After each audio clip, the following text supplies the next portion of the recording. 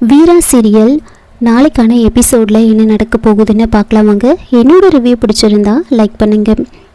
பிருந்தாவுக்கு எல்லா உண்மையும் தெரிய வருது. ராகவன் தான் ஆக்சிடென்ட் பண்ணது அப்படின்ற விஷயம் தெரிஞ்சதுமே இந்த விஷயத்த வீரா கிட்ட சொல்லணும்னு வீராவோட ரூமுக்கு ஓடி வராங்க. மூச்சு வாங்க நின்றுட்டு இருக்க. அப்போது வீரா என்னாச்சு, ஏன் இப்படி மூச்சு வாங்குது அப்படின்னு கேட்டுட்டு இருக்க. பின்னாடியே மாறன் வராரு. பிருந்தாவை பேச விடாமல், அது ஒன்றும் இல்லை, கீழே உன்னை கூப்பிட்டாங்க, அதான் 2 பேரும் சேலஞ்ச் பண்ணி ஓடி வந்துட்டு இருந்தோம் அப்படின்னு சொல்கிறாங்க. பிருந்தாவை பேசவே விடாமல் முதல்ல உன்னை கீழே கூப்பிட்டாங்க பாரு, முதல்ல நீ போ அப்படின்னு வீரா அங்கேருந்து அனுப்பிட்டு மாறன் பிருந்தா கிட்ட பேசுகிறாங்க. இவங்க 2 பேரும் என்ன பேசுகிறாங்க அப்படின்னு சூர்யா வெளியிலேருந்து கேட்டுட்டு இருப்பாங்க. மாறன் பிருந்தா கிட்ட, இங்கே பாரு பிருந்தா, இந்த உண்மையை நீ எல்லாருக்கிட்டையும் சொல்கிறதுனால 2 குடும்பத்தோட சந்தோஷமே கெட்டு போகும். இங்கே பாரு, ராகவன் ரொம்ப நல்லவன், அவன் தான் அந்த ஆக்சிடெண்ட்டை பண்ணான். அவன் ஒரு பதட்டத்தில் காரை நிறுத்தாமல் போயிட்டான். அவன் மேலே எந்த தப்பும் இல்லை. அவன் ரொம்ப நல்லவன். இந்த விஷயம் வெளியில் தெரிஞ்சால் கண்டிப்பாக பெரிய பிரச்சனையாகும், எல்லாரோட நிம்மதியும் கெட்டு போகும் அப்படின்னு சொல்லும்போது, அப்போ பிருந்தா இந்த விஷயம் ஏற்கனவே தெரிஞ்சிருந்தா எங்கள் அக்கா கல்யாணத்துக்கே சம்மதிச்சிருக்க மாட்டாங்க அப்படின்லாம் சொல்கிறாங்க. அப்போ மாறன் அதெல்லாம் ஒன்றும் இல்லை, இப்போ நீ யாருக்கிட்டையும் இந்த விஷயத்த சொல்ல வேண்டாம், நீ சின்ன பொண்ணு தான், இருந்தாலும் உன் காலில் விழுந்து கேட்குறேன், இந்த விஷயத்த நீ யாருக்கிட்டேயே சொல்லாத அப்படின்னு ரொம்ப கெஞ்சி பிருந்தா கிட்ட கேட்டுட்ருப்பாங்க. வெளியில் சூர்யா நின்றுட்டு எல்லா உண்மையும் தெரிஞ்சுப்பாங்க. வீரா கீழே போயிட்டு திரும்பவும் மேலே ரூமுக்கு வராங்க. சூர்யாவை கூட்டிக்கிட்டே உள்ளே வராங்க. பிருந்தா கிட்ட, ஏய் என்னை யாரும் அப்படி கூப்பிடவே இல்லை, எதுக்காக அப்படி சொன்ன, நீ ஒழுங்காக உண்மையை சொல்லு அப்படின்னு கேட்க, இல்லை உண்மையாகவே சேலஞ்ச் பண்ணிக்கிட்டு தான் ஓடி வந்தோம் அப்படின்னு சொல்லி சமாளிக்கிறாங்க. அதுக்கப்புறமா மாறனும் அங்கேருந்து போயிடுவாங்க. பிருந்தாவும் உண்மையை சொல்ல மாட்டாங்க.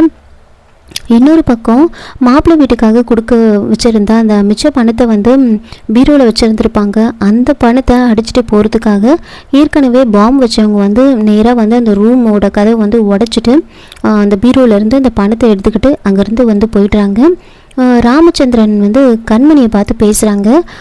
கண்மணி, நீ சொன்ன மாதிரியே மாறன் எல்லாத்தையும் பொறுப்பாக செஞ்சுட்டாமா, இது எல்லாத்துக்கும் காரணம் நீ தானே அவனை எல்லாத்தையும் செய்ய வைக்கலான்னு சொன்னால், இப்போது எனக்கு ரொம்ப பெருமையாக இருக்குது, அவன் எல்லாத்தையும் ரொம்ப நல்லா பண்ணுறாமா அப்படின்னு சொல்கிறாங்க. அப்போ கண்மணி அப்படியே அவருக்கு ஒரு கல்யாணத்தை பண்ணி வச்சுட்டா நல்லாயிருக்கும் அப்படின்னு சொல்லும்போது, ஆமாம்மா, ராஜா கூட இதையே தான் சொன்னான், அவன் யாரையும் லவ் பண்ணுறானாமே, அப்படியே பேச்சு வாக்கில் அவன்கிட்ட அந்த பொண்ணு யாருன்னு கேட்டு சொல்லு, அப்படியே கல்யாணத்தை பண்ணி முடிச்சிடலாம் அப்படின்னு சொல்கிறாங்க. சரிங்க மாமா, நான் கேட்குறேன் அப்படின்னு சொல்லிட்டு கண்மணி யோசிக்கிறாங்க. அவனை பைத்தியக்காரனை அலைய விடணும் அப்படின்றது தான் ஏன் எண்ணம், என்கிட்டயே அவன் கல்யாணத்தை பற்றி பேசுகிறீங்களா அப்படின்னு யோசிச்சுட்டு இருக்காங்க.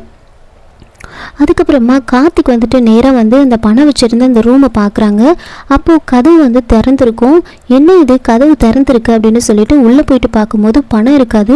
உடனே இந்த விஷயத்த அப்பா கிட்ட சொல்லணும் அப்படின்னு சொல்லிட்டு அவங்க அப்பாவை தேடி வந்துட்டுருப்பாங்க. அந்த கேப்பில் அரவிந்தோட அப்பா ராமச்சந்திரன் கிட்ட கொஞ்சம் நேரத்தில் எங்கள் பசங்க வருவாங்க, அந்த பணத்தை என்கிட்ட கொடுங்க, அந்த பையன்கிட்ட நான் கொடுத்து அனுப்பிடுறேன் அப்படின்னு சொல்கிறாங்க.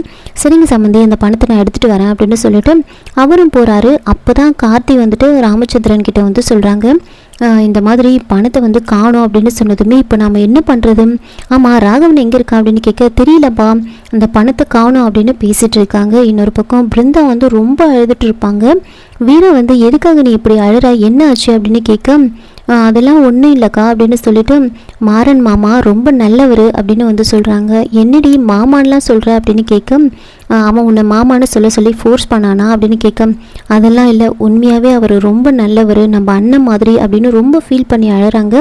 என்னடி ஆச்சு, திடீர்னு மாறன் ரொம்ப நல்லவனாக போயிட்டான், அப்படி என்ன சார் உங்களுக்கு பண்ணாங்க அப்படின்லாம் கேட்க, பிருந்தா ரொம்ப அழறாங்க. அப்போ சூர்யா ஹே விடுடி, இப்போ உன் கல்யாணத்தை அவன் தானே எடுத்து பண்ணுறான், அதனால் அவளுக்கு ஒரு நல்ல ஒப்பீனியன் வந்திருக்கும் அப்படின்லாம் சொல்லி சமாளிச்சுட்டு இருக்காங்க.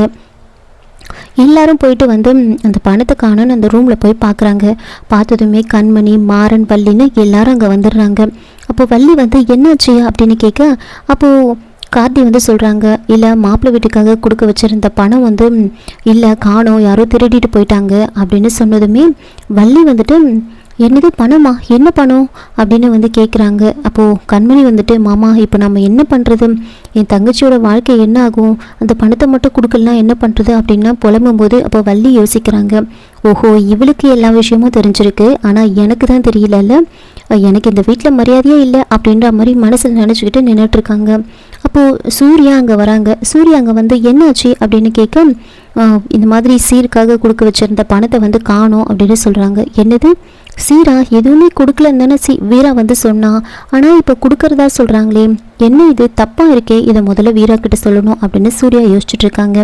அப்போ போலீஸ் கம்ப்ளைண்ட் கொடுத்து பார்க்கலாமா அப்படின்னு மாற்றி மாற்றி சொல்லிட்டு இருக்கேன். அதெல்லாம் வேண்டாம், நாம் சீர் கொடுக்குறோம் அப்படின்னு தெரிஞ்சால் அது ஒரு பிரச்சனையாகும் அப்படின்னு வந்து யோசிச்சுட்டு இருக்காங்க.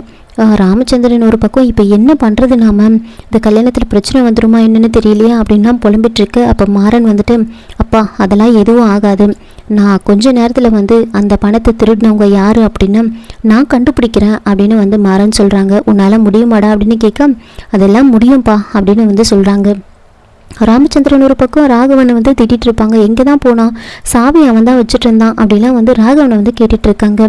மாறன் நேராக வந்து சிசிடிவி ஃபுட்டேஜை வந்து செக் பண்ணி பார்க்குறாங்க. ஒரு டைமிங்கை சொல்லி அந்த டைமிங்கில் செக் பண்ண சொல்கிறாங்க. அந்த டைமிங்கில் பார்க்கும்போது கரெக்டாக அவங்க கதவை உடைச்சது, அந்த பணத்தை எடுத்துகிட்டு போனது அப்படின்னு எல்லாமே கரெக்டாக தெரியுது. நல்லா அவங்க முகத்தை ஜூம் பண்ணி பார்க்கும்போது இவனை நான் எங்கேயோ பார்த்துருக்கேனே அப்படின்னு மாறன் வந்து யோசிச்சுட்டு இருக்காங்க. இதோட இந்த எபிசோடை வந்து முடிச்சிருக்காங்க. என்னோட ரிவ்யூ பிடிச்சிருந்தா லைக் பண்ணுங்கள், மறக்காமல் சப்ஸ்கிரைப் பண்ணுங்கள். தேங்க்யூ.